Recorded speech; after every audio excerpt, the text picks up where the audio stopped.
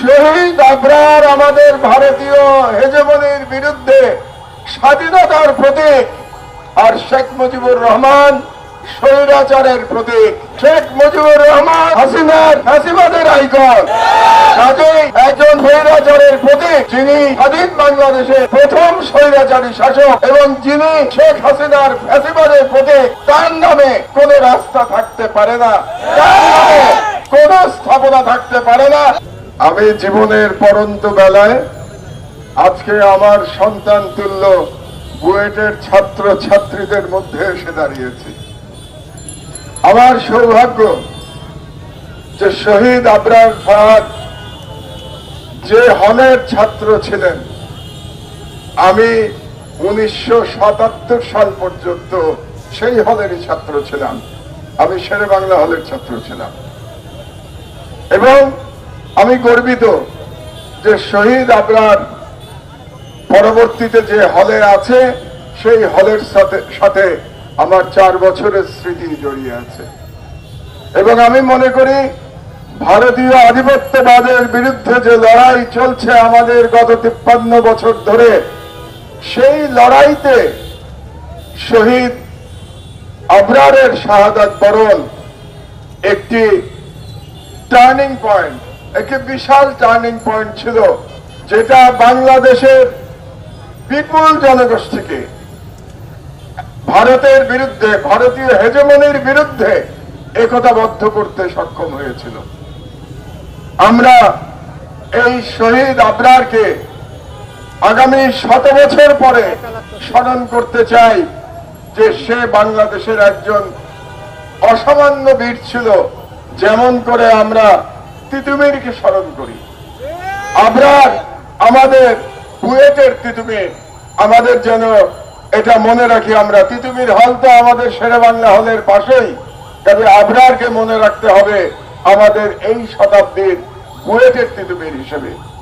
এই কারণে আপনারা অনেকেই জানেন যে গতকাল জেল থেকে বেরিয়ে আমি প্রেস ক্লাবে আমার প্রথম রাজনৈতিক ভিশন সেই বক্তব্য প্রদান করেছি গতকাল।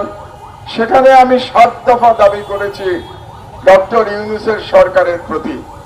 সেই 7 দফা দাবির মধ্যে অন্যতম দাবি হচ্ছে শহীদ আবরারের নামে বঙ্গবন্ধু অ্যাভিনিউকে নামকরণ করতে হবে। এর নাম করতে হবে শহীদ আবরার অ্যাভিনিউ। কারণ শহীদ আবরার আমাদের ভারতীয় হেজেমনির বিরুদ্ধে স্বাধীনতার প্রতীক, আর শেখ মুজিবুর রহমান স্বৈরাচারের প্রতীক।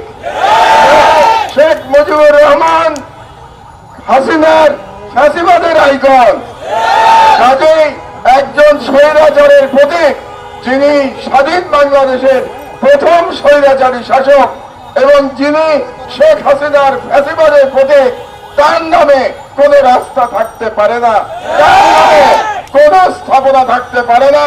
কাজে আবারও আমি আমার প্রিয় বিশ্ববিদ্যালয়, যেখানে আমার প্রথম বিশ্ববিদ্যালয় লেভেলের পড়াশোনা শুরু হয়েছিল, সেই বুয়েটের সামনে দাঁড়িয়ে আমি দাবি জানাচ্ছি আবারও প্রফেসর ইউনূসের কাছে, আপনি অনতিবিলম্বে বঙ্গবন্ধু অ্যাভিনিউকে শহীদ আবরার অ্যাভিনিউ নামকরণ করুন।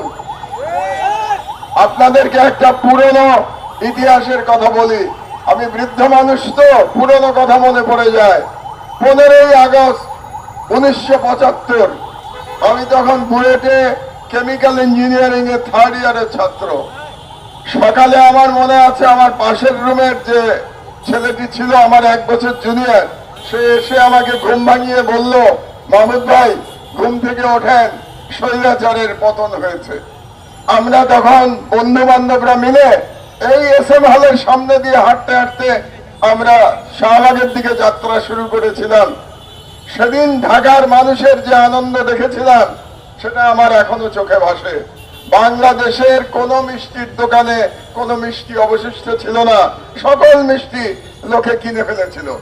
আমার দুর্ভাগ্য যে আবারও সেই আগস্ট মাসে বাংলাদেশ দ্বিতীয়বারের মতো স্বাধীন হয়েছে, কিন্তু আমি এখানে উপস্থিত থেকে সেই অভিজ্ঞতা দেখতে পাইনি।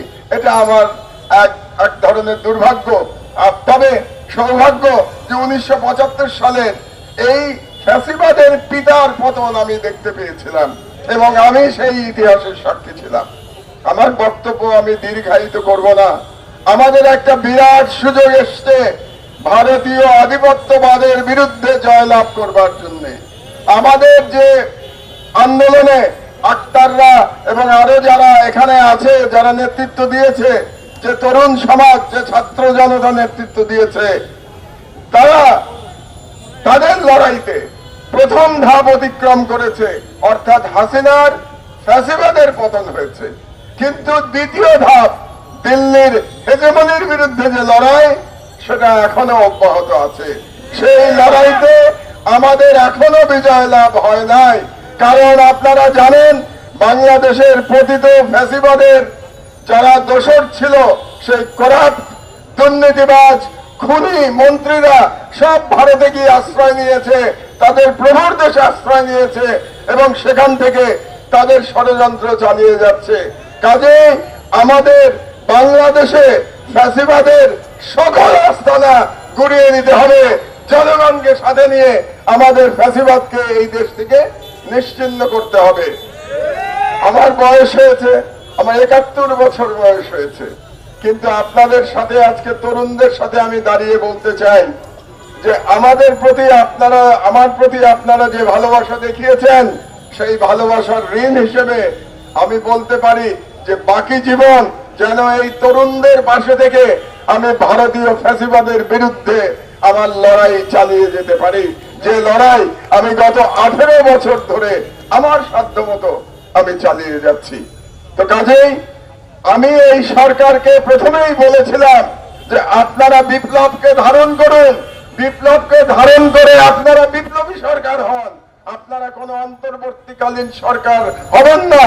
আপনারা শেখ হাসিনার এই সংবিধানকে ছুঁড়ে ফেলে দিন, ছুঁড়ে ফেলে দিয়ে আপনারা বিপ্লবী সরকার হিসেবে রাষ্ট্র পরিচালনা করেন এবং আপনারা আগামী সংসদে যেটা নির্বাচিতরা আসবেন, তারা যেন বাংলাদেশের বিপ্লবের যারা মর্মবাণী ধারণ করে, সেই মর্মবাণী ধারণ করে জনগণের চাহিদা অনুযায়ী একটি নতুন সংবিধান রচনা করে।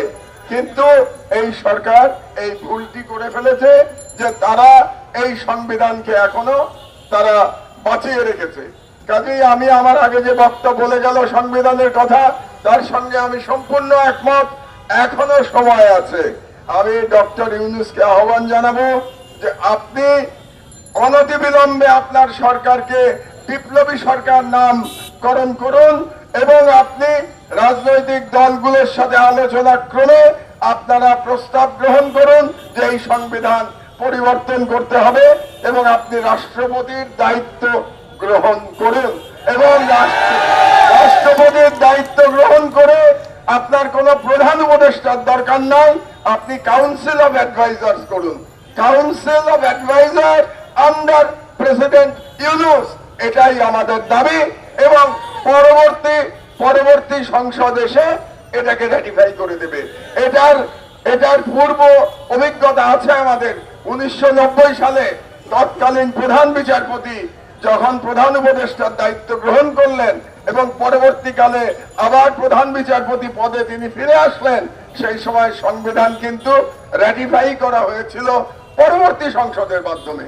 কাজে আপনি যদি এখন আপনার সরকারকে বিপ্লবী সরকার ঘোষণা দিয়ে আপনি রাষ্ট্রপতির দায়িত্ব গ্রহণ করেন, তাহলে আমি নিশ্চিত যে আগামী পার্লামেন্ট এটাকে রেটিফাই করবে এবং আমি নিশ্চিত যে বাংলাদেশের বিপুল সংখ্যাগরিষ্ঠ জনগোষ্ঠী, মেবি মোর দ্যান 90%, তারা চায় যে এই সরকার তার বিপ্লবী সরকারে পরিণত হোক এবং ডক্টর ইউনূস বাংলাদেশের রাষ্ট্রপতি হয়ে রাষ্ট্র পরিচালনা করে। আপনাদেরকে ধন্যবাদ এই অনুষ্ঠান আয়োজন করার জন্য। আবারও আমি আপনাদের স্মৃতির প্রতি আমার শ্রদ্ধা জানিয়ে আমার বক্তব্য শেষ করছি। আল্লাহ হাফেজ। বাংলাদেশ জিন্দাবাদ। বিপ্লব দীর্ঘজীবী হোক। ইনকিলাব জিন্দাবাদ।